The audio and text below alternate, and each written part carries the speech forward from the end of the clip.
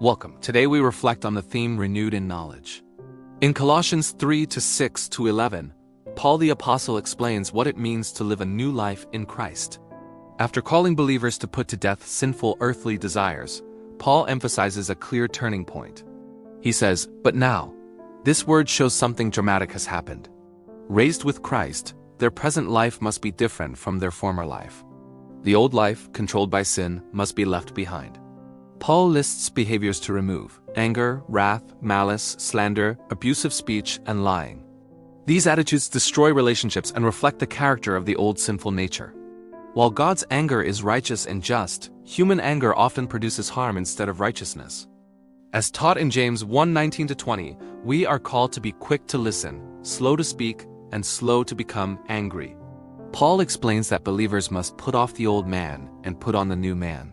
In Romans 6:6 and Ephesians 4:22-24, this transformation is described like changing clothes, removing dirty, worn garments and putting on clean new ones.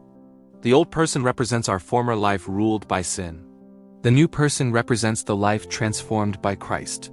Through conversion, believers become a new creation.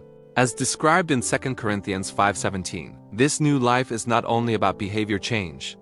It involves being renewed in knowledge, growing to understand Christ more deeply through His Word. As we learn from Him, our character is gradually transformed to reflect His image. Christ Himself is described as the image of the invisible God in Colossians 1:15. Spiritual growth, we are transformed to become more like Him. This renewal also removes barriers that once divided people. In Christ there is no superiority based on nationality, culture, or social status. All believers belong to one family and are citizens of God's kingdom. Being renewed in knowledge means continually growing in Christ, allowing His truth to change our thoughts, words, and actions. Choose today to put off the old life and put on the new life in Christ. Let His Word renew your mind and transform your character day by day.